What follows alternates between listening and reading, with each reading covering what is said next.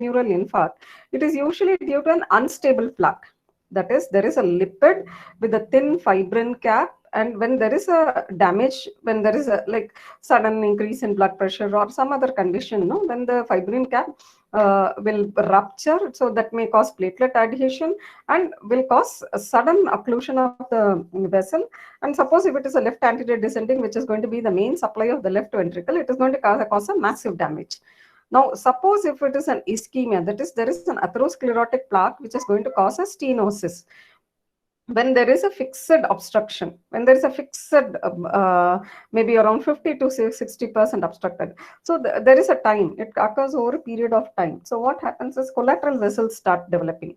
Now, in such cases, even though there may be a transient rupture and there may be an infarct and what you call obstruction, the collateral vessels, no, they start getting the supply, and the oxygen reaches the injured myocardium. So when we talk of this ST elevation MI, it is usually due to an unstable plaque rather than a stable atherosclerotic plaque. So this difference we should always remember. So you would have heard that people go for all this evaluation, just screening, and they say that there is no damage, and the next day they may develop MI and die.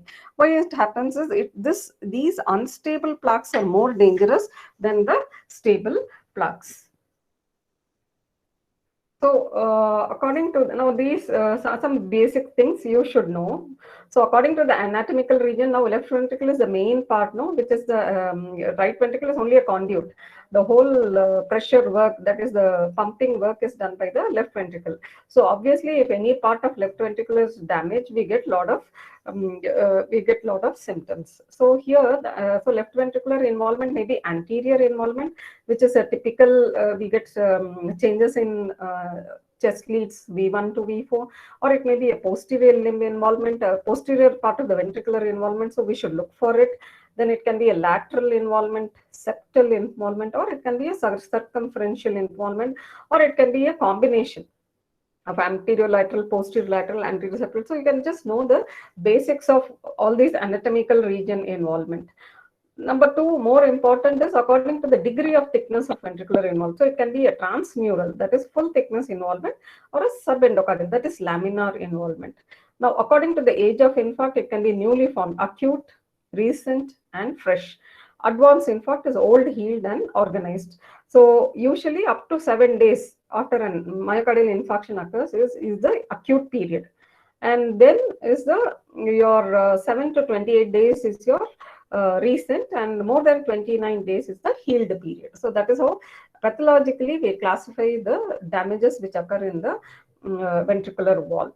Now, what is the importance is, now suppose a patient comes with chest pain.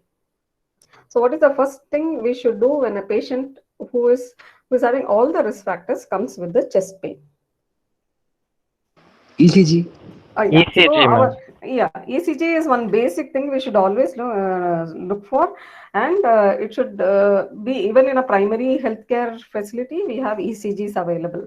Now, this ECG may show either the fresh change, that is a new change, or it may be an old change which may be present. Now, whenever, so we should be able to identify whether it is an acute fresh, that is based on ECG, we can identify, or sometimes if the ECG turns out to be normal, we go for cardiac biomarkers. Now, next to ECG is our echocardiogram. That is in a higher center, like a tertiary care center, where we have an facilities of echo, where we can see regional wall motion abnormalities. Now, why is it important to take ECG is, any chest pain, of course, we want to find out if it is a full-blown myocardial infarction, where we are going to plan for fibrinolytics.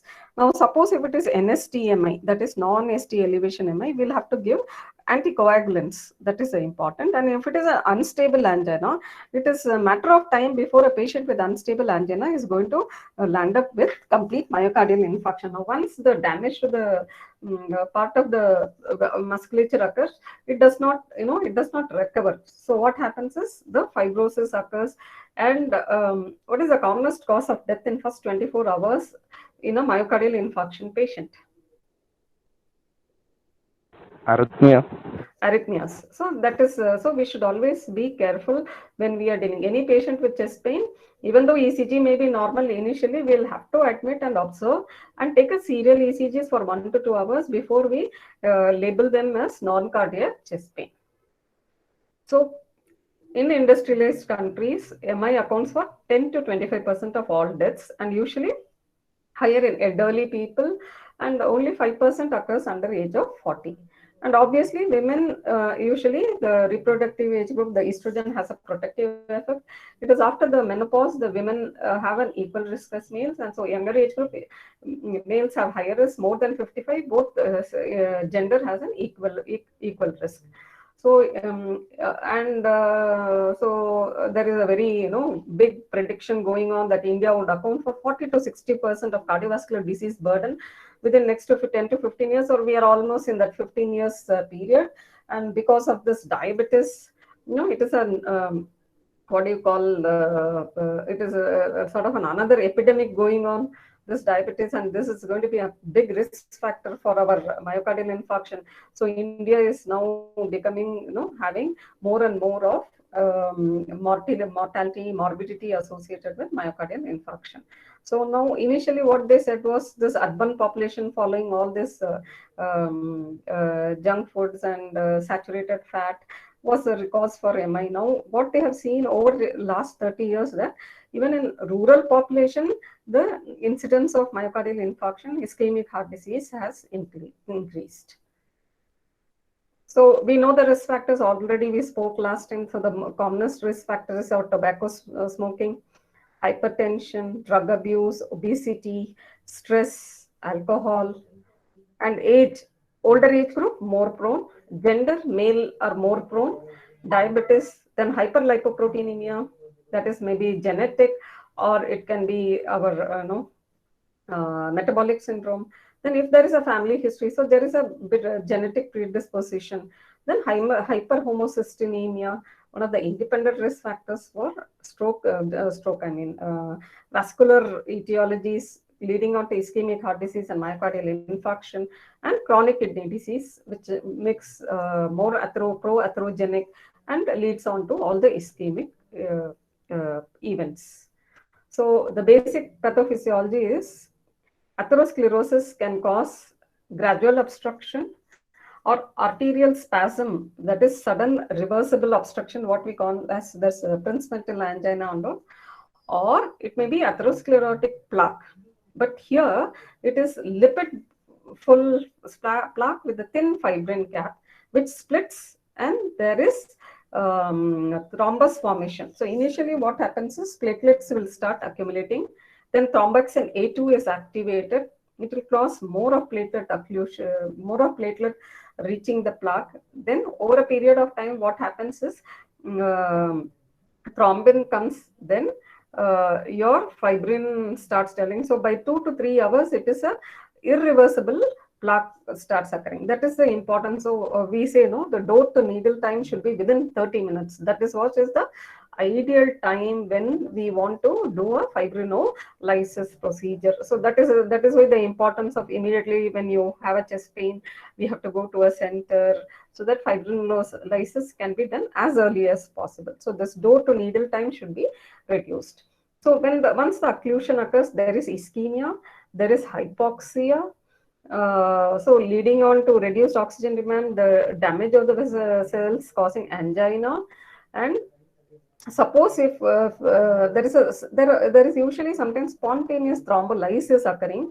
So those people are lucky in a sense that they still have only unstable angina, necrosis has not occurred.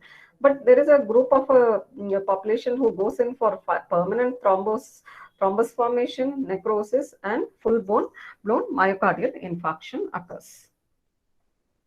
So, so what are the factors, the critical determinants of this myocardial infarction injury is one, vulnerable plaque. Plaque should be an unstable plaque. It is not the stable plaque.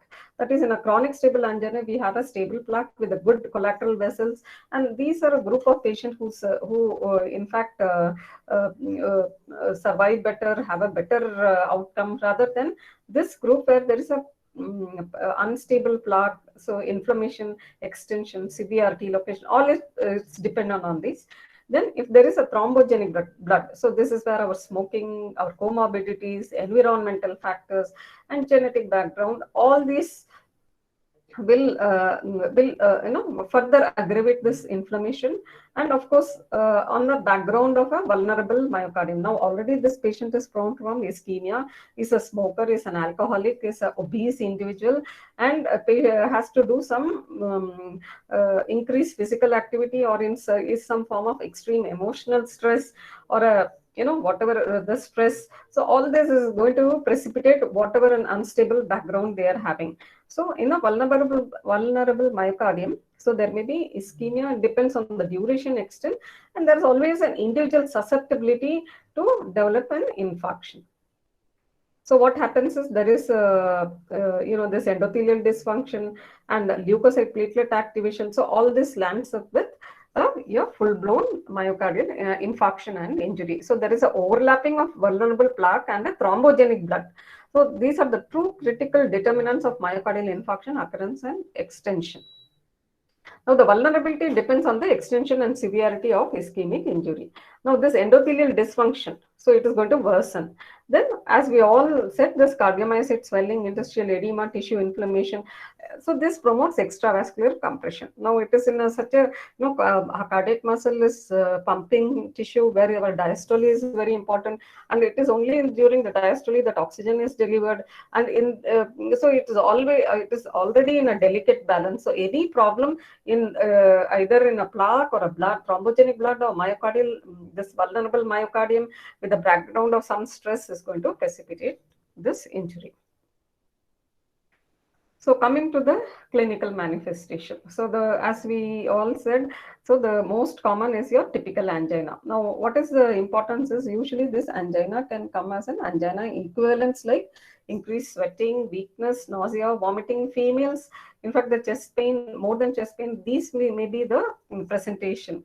Palpitation, lightheadedness. So these are the other symptoms. So we should always give importance to all these symptoms apart from chest pain, chest discomfort, dyspnea, and fatigue. So, as we already said, anginal chest pain can radiate to the left arm, back, to the to the jaw, but it does not spread to trapezius muscle. So that one thing we can take it. And epigastric pain, we have to think of myocardial infarction in apart from your gastritis. But what they say is you never get pain below the umbilicus. If there is any pain below the umbilicus, it literally rules out your angina or ischemic heart disease related chest pain.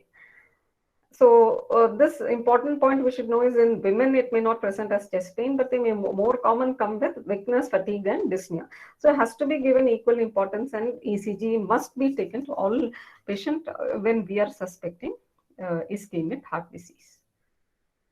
Now, what are the complications? As we said, the most common cause of death during myocardial infarction is arrhythmia and cardiogenic shock. So when does this cardiogenic shock occurs? Anatomically, which part of your heart will lead on to this cardiogenic shock? Myocardium failure to contract. Yes, yes. Like let us go more anatomical. Left ventricle, right ventricle. Left ventricle. Yes, so it is left ventricle. Now, that one thing, when there is an extensive left ventricular wall injury that occurs when left anterior descending or main branch of your left coronary artery is blocked. Now, there is another thing called RV infarction, that is right ventricular infarction. A patient with right ventricular infarction will present with features of right heart failure. That is, apparently normal patient will present with a low BP. Patient will have patient will have hypotension, but on auscultation there may not be crackles. So, and that is the time when we have to suspect RVMI. Now, what is the importance is, if it is a shock, that is any congestive heart failure or liquid, management of IV fluids, you have to be very careful. Whereas an RV infarction, if it is a pure RV infarction, we'll have to, increase the BP by pushing in fluids. So these things you have to keep in mind. Of course, congestive heart failure, thromboembolism, because already it's a vascular event which can occur. Now, another complication, important complication which can occur is rupture of papillary muscle. Now, if there is a rupture of papillary muscle, how do we clinically make out there is a rupture? Rupture of papillary muscle. Regurgitation. Yes, mitral regurgitation. So fresh onset mitral regurgitation. So that should give us a clue that there is a rupture of papillary muscle. And next is your ventricular septum. So what happens if there is a rupture of this ventricular septum? Clinically, what will you have?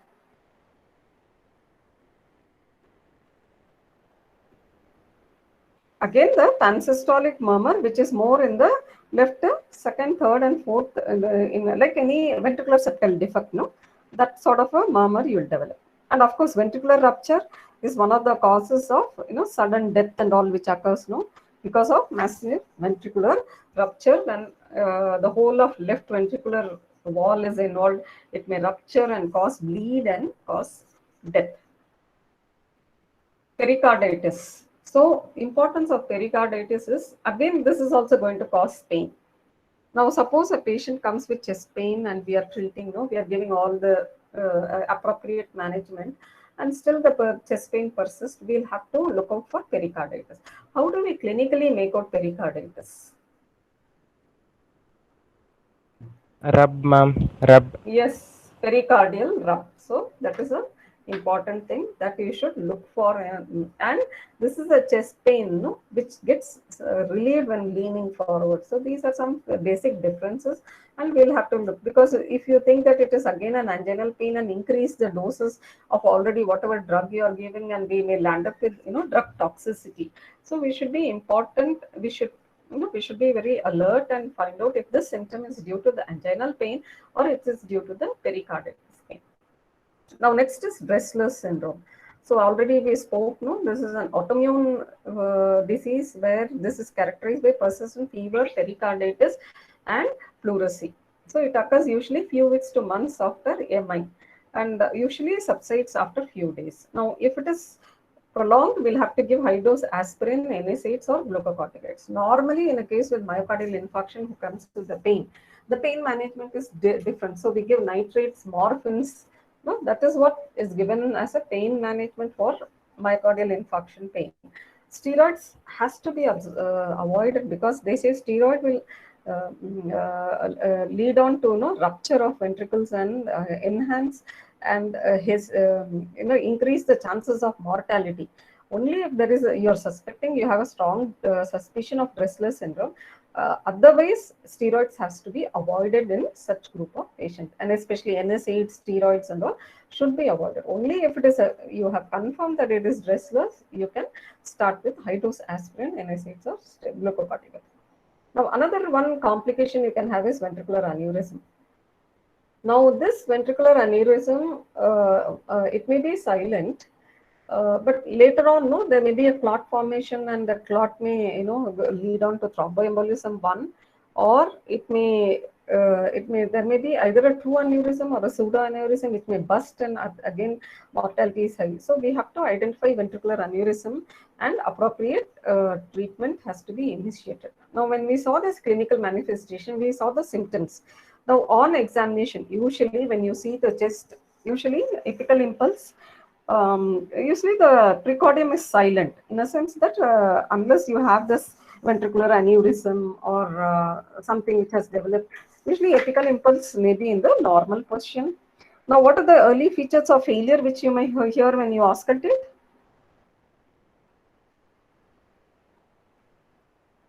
S3. Features of failure? You may get S3 the sound.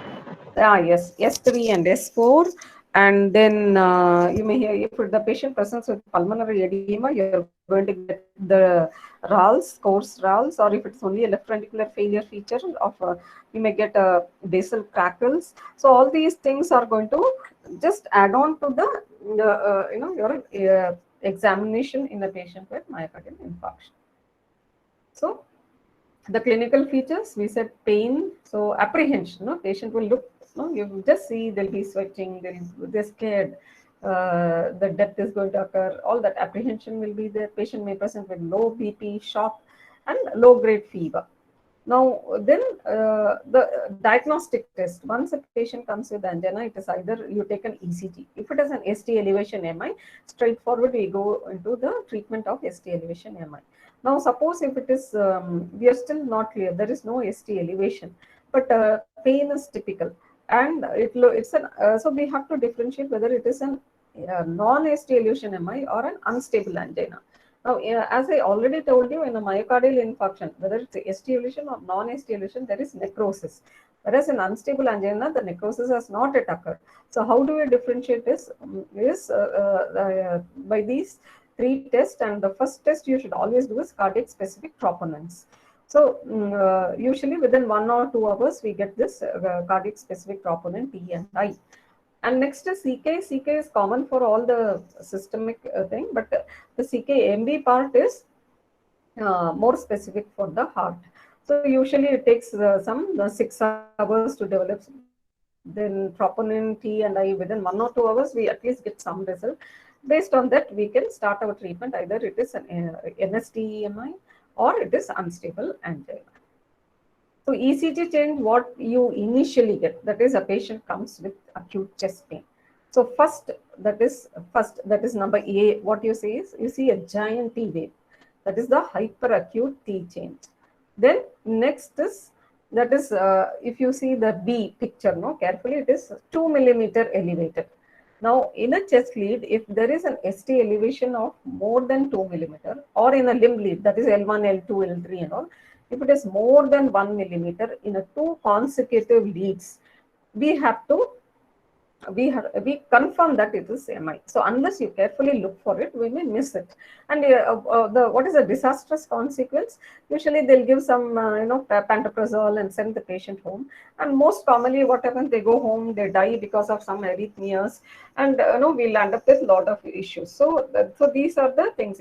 Suppose you are not very sure of these ECG change, better to admit, because under our supervision, we can do a serial ECGs and pick up the ST elevation. And when you see the C picture, no, there is a typical ST elevation with the that hyperacute T wave, that is what you see in the C. But the next picture, that is D. So patient may come like this also. That is, a Q wave is formed. ST elevation is still elevated. See, this is still elevated, but the Q formation has occurred. Now this is evolved. So what is the importance is, if a patient comes in this stage, we go for thrombolytic therapy. Now this stage, the thing is over. So here there is a pathological Q waves, decreased R is so much reduced. Normally R should be something very much reduced, and ST wave, and this is for after few days you may see this sort of a pattern. Now, so this is the evolution of a ECG changes where you may see. So in the initial stage, you have a tall T, then you have a ST segment elevation, then it goes for T wave inversion and appearance of wide, deep Q waves. Okay. Now a patient comes with chest pain. So the initial assessment you have to see by the clinical presentation, 12-lead ECG and our cardiac markers, and troponin is the ideal thing we should take immediately. So now you see the patient. So ECG is normal, troponin is negative. So we go in for diagnosis of non-cardiac.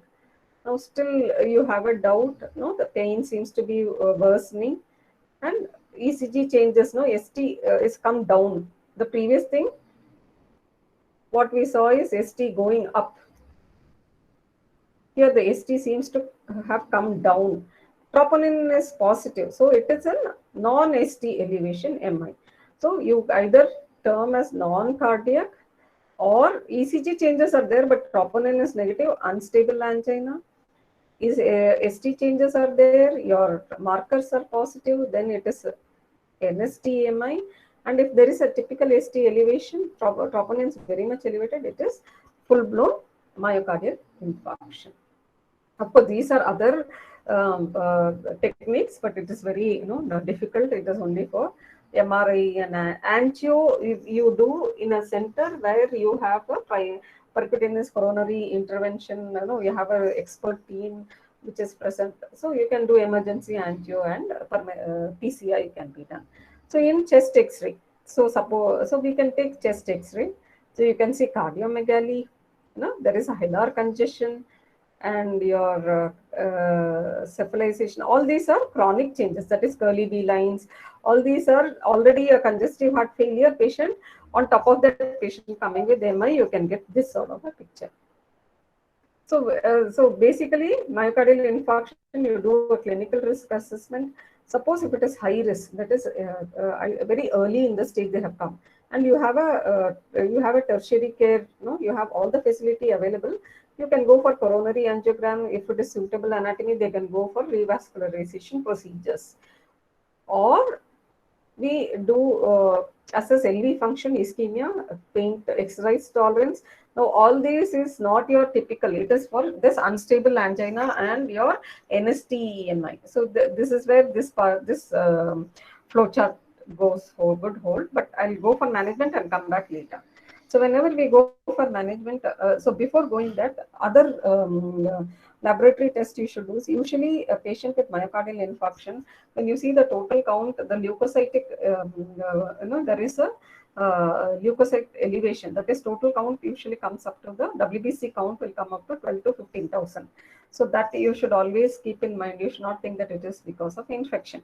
Second is, any myocardial infarction patients will have some degree of fever in the first week of your post-MI period.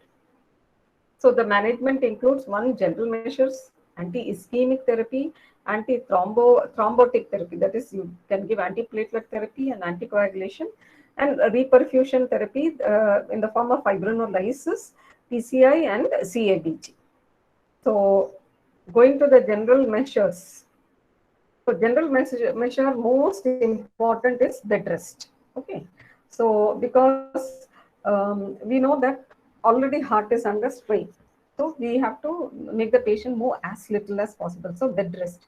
And second is, suppose the patient is hypoxia is present, you can give oxygen. Otherwise, there is no role of giving a supplemental oxygen. So only if saturation is less than 90% and the features of heart failure and crepitations are present, in that situation, you can give supplemental oxygen. Suppose if the oxygen saturation is normal, there is no requirement for giving oxygen. So a patient should be immobilized. So should we need to give bed rest, and they should not be agitated and moving here, there. No, they'll be so apprehensive. So reassure them, relax, and make them lie down. So ECG, so immediately after they come, we can do the ECG analysis. Troponins within 1 hour we get, and of course you have either do a continuous ECG monitoring with a monitor. If it's not available, we can do a serial ECG. And usually the ambulation should be started only to 12 to 24 hours.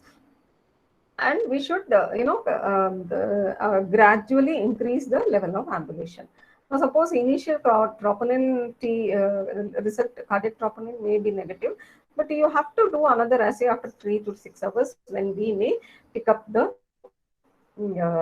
cardiac markers. So what happens is, when the muscles get necrosed, so it takes some time for all the necrosed material to release these cardiac troponins and CKMB, which has to come to the general circulation.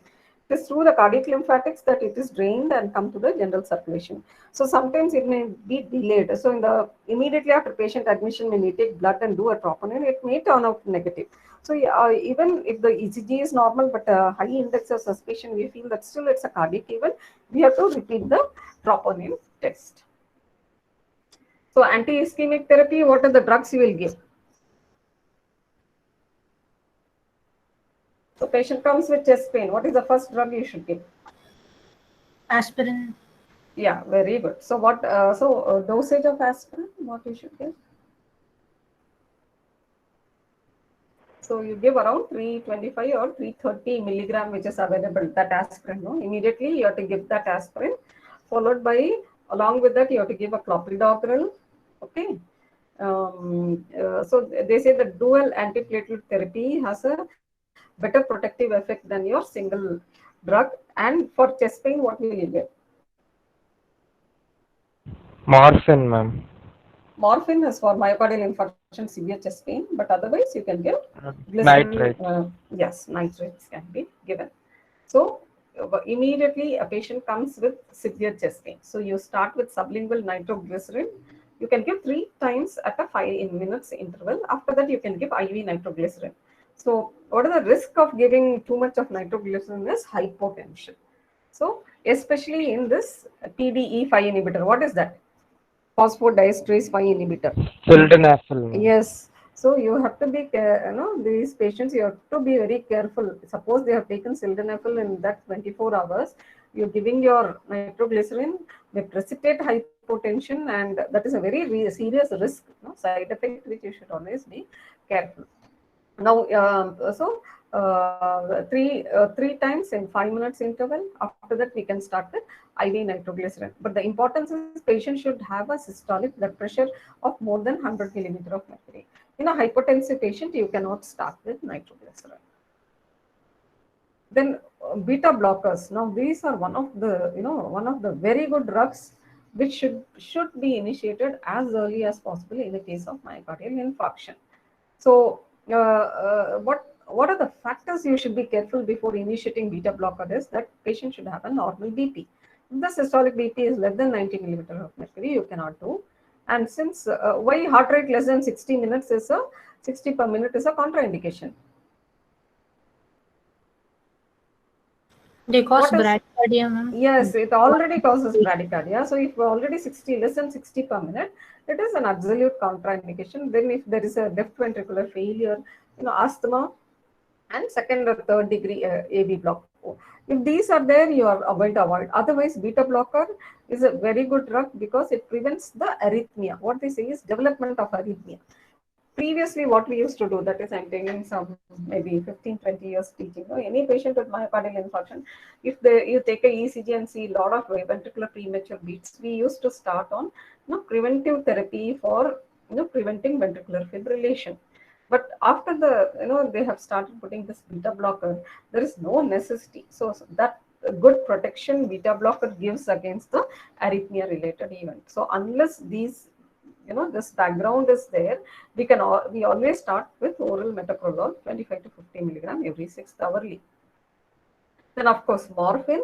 So you have to give it in a small boluses, that is 2 milligram, 2 milligram.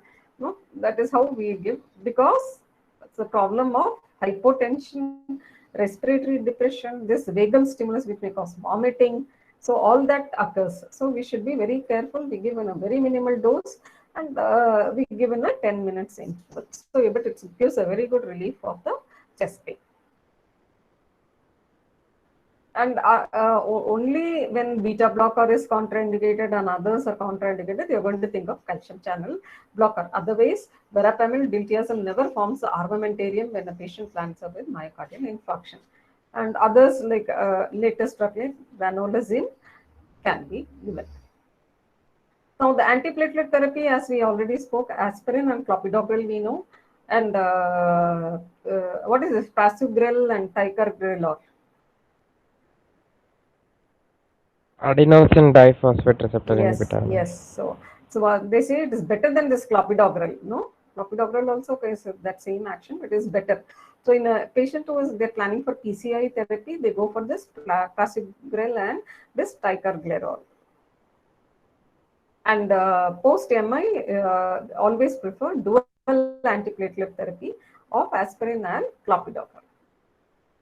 Of course, other drugs type 2B3A inhibitors. This is mainly for for PCI and post PCI.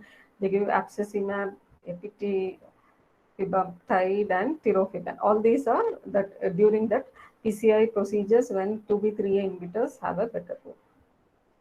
And of course, anticoagulation therapy, the mainstay. So there are you get armamentarium of drugs available. Still, unfractionated heparin is the best. So we give maximum 5,000 units as an infusion. So we give it as an infusion, and then we give it as a 4th hourly dose also. It can be given. And enoxaparin is a low molecular weight heparin. Now, what is the advantage of low molecular weight heparin over unfractionated heparin? No need to monitor, ma'am, and also Yes, Anaphylactic reactions are less. Yes, that is one thing. What are the complications of heparin? What are the side effects? One, bleeding. Apart from that, Heparin-induced thrombocytopenia. yes, heparin-induced thrombocytopenia. So you should be very alert, though it's a very rare event. So you have to identify early and stop immediately. Okay. Then of course, low molecular weight heparin, very convenient because we needn't keep monitoring the bleeding tendency, INR, all that needn't be monitored if we are planning for enoxaparin. And of course, others like fondaparinux and bivalirudin can be given. So then we come to, so these are the basic therapies we are going to give for all. Okay. So we start with anti-ischemic therapy. We are going to give antiplatelet therapy, and anticoagulation has to be given. Now, suppose if it is an ST elevation MI, we thrombolize, and after 12 hours, we start anticoagulation therapy. Now, suppose you are not planning for fibrinolysis, we start anticoagulation therapy immediately for any patient with unstable angina and non-ST elevation MI. Now, suppose a patient comes with ST elevation MI. Now, you have to plan for reperfusion, which can be either an invasive procedure or a non-invasive procedure. Now, suppose it is a tertiary care where that's a PCI capable hospital where 24 hours we have a team available, then primary PCI procedures can be done. That is, FMC is first medical contact. So it should usually be first medical contact to device time should be less than 90 minutes. And we have to see what are the, there are some indications where patient can be taken up for PCI. They do an angio, and once in angio, they find that they can do stent placement, they do stent placement, or they find that patient cannot be done, they'll go for medical therapy, or if it is a triple vessel disease with the extensive involvement, then they have to go for bypass surgery. Now, suppose if it is in a non-PCI capable hospital, so then this is door in, door out. That is, once they have a pain, to the hospital time should be less than 30 minutes. Now, you have a facility nearby where they can do if primary procedure, you can immediately send them within 2 hours. Now, otherwise, like our setup where we don't have this 24-hour PCI availability, then we will have to go for fibrinolysis. Usually what they say is door to needle time should ideally be less than 30 minutes. Then later on you can go for angio and transplantation.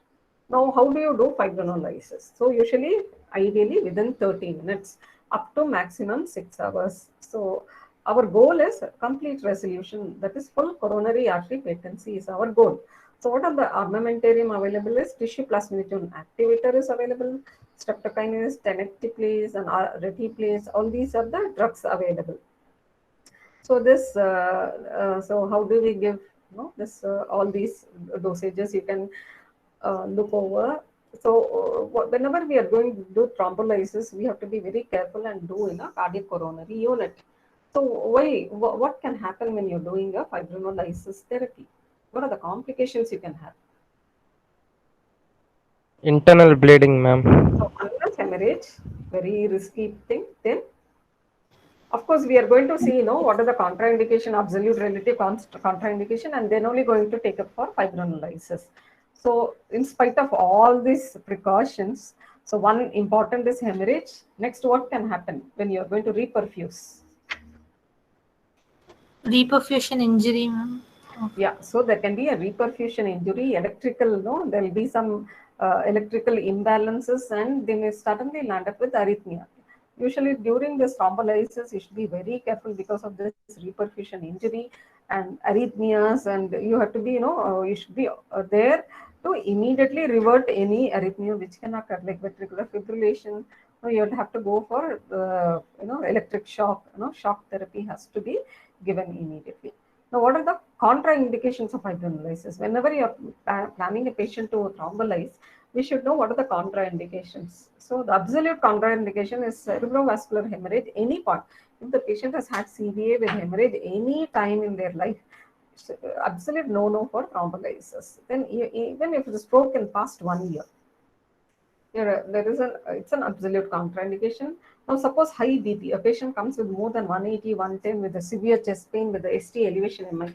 So what we already do is we usually give this nitroglycerines and all, no, to reduce the BP.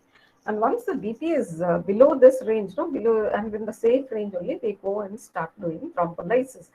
If there is a slight, the suspicion of aortic dissection, we never do a thrombolysis. And of course, if there is an internal bleeding, like peptic ulcer disease and all that, we should not go for thrombolysis. Now, what are the relative contraindications? Already, if the patient is an anticoagulant, so if the INR is less than 2, you can take up. Now, if they have undergone a surgical or invasive procedure of less than 2 weeks, and a patient with known bleeding, that this is pregnancy is a relative contraindication. Then any hemorrhagic ophthalmic condition, active peptic ulcer disease. So here it's a relative contraindication, and it is for the physician to decide. Or we have to have blood, you can transfuse blood, and you feel that thrombolysis only can save the patient. So then the pros and cons, and the physician decides. So you should know what are the contraindications before going to go for thrombolysis. Now, so now these are early invasive therapy. So level of evidence, LOE, they would have put here. This LOE. This is level of evidence. So based on this only, whether we have to do PCI or not is decided. So that is when all these features, ejection fraction, all these points are there, we go for early invasive therapy. So what are the early invasive therapies available is your percutaneous coronary intervention. So what happens is usually they do an angio, and if it is in a place where they can put a stent, so they go for this, suppose single vessel or even 2 vessel, which is an accessible region. So what are the complications when you do PCI is they may go for restenosis. Nowadays they have this drug-eluting stents like sirolimus and paclitaxel, which are anti-proliferative drugs which elute slowly, and they say it has a better effect. But still, within 6 or 7 hours, all the patients may land up with either restenosis or ischemia-related symptoms. Suppose it is triple vessel disease, or it's an extensive microvasculature involvement. There are no other option, but they have to go for coronary artery bypass grafting.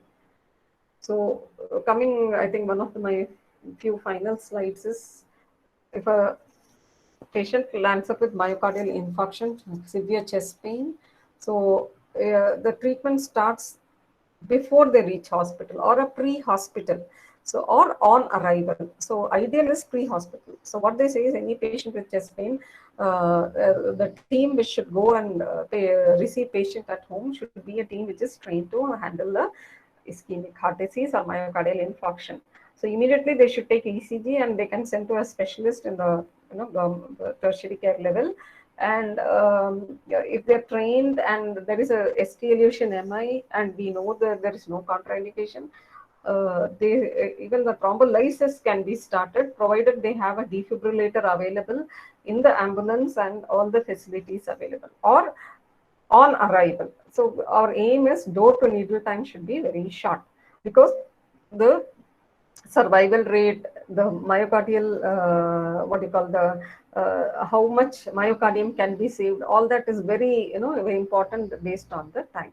So once the patient comes, so we immediately give, nitrates, oxygen if a patient is hypoxemic, pain relief, very important, then admission to hospital. Apart from this, you have to, of course, start with aspirin, thrombolytics, and during the hospital admission, so we, as I said to you, beta blocker is one of the most important. It has it protects against arrhythmias. Then ACE inhibitor, because the remodeling starts to happen, and this remodeling can be prevented by ACE inhibitor. And if a patient is diabetic, patient should be given insulin, though they were in oral hypoglycemic drugs. Other things is patient may be apprehensive, patient may not sleep because of this, in a hospital, in an emergency, in a coronary care unit, always there'll be some sounds and light and disturbance. So you can give some sedatives, and first 24 hours only liquid diet is advised, and later on they can go for minimal solid diet, and constipation is a very important complication. No, when they don't eat and they don't drink water much, and you cannot accept if a patient goes and strains for defecation, because that may worsen angina. So you have to give some Dulcolax or all that, no, to prevent. So it is a comprehensive management of a patient which has to be done, and revascularization has to be considered in all patients. Based on the time of arrival, symptom, and the availability of an expert revascularization team. Either suppose we are in such a setup where it is available, or after doing the initial treatment, patient can be sent to such a center where procedures can be done. Suppose a patient is admitted, you have done thrombolysis, you treat for 5 days. After 5 days, again the careful treadmill exercise test can be done to assess the severity, and if it is possible, we can send for primary intervention procedure. No, we can send to such a hospital where it can be done, depending on what is the degree of damage which happens. And long term is rehabilitation. So how much mobility they can have, what type of work they can do, and of course these are the must: aspirin, beta blocker, AC inhibitors, and statins. So this unless it is contraindicated, all these drugs will be there in the prescription of any patient post myocardial infarction. Thank you all. Thank you. Thank you, ma'am. Okay. Thank you, ma'am. Thank you. So Thank you, ma'am.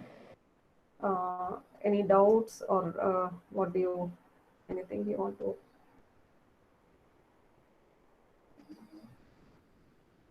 I think it is already we spoke about ischemic heart disease, and this is a continuation.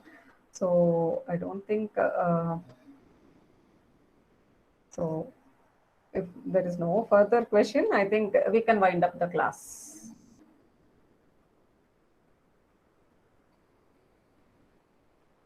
Okay. Shall we close down the class? Yes, ma'am. Okay. Thank you. We'll meet on Thursday again. Thank you all. Please hand over the attendance to the registrar. Okay.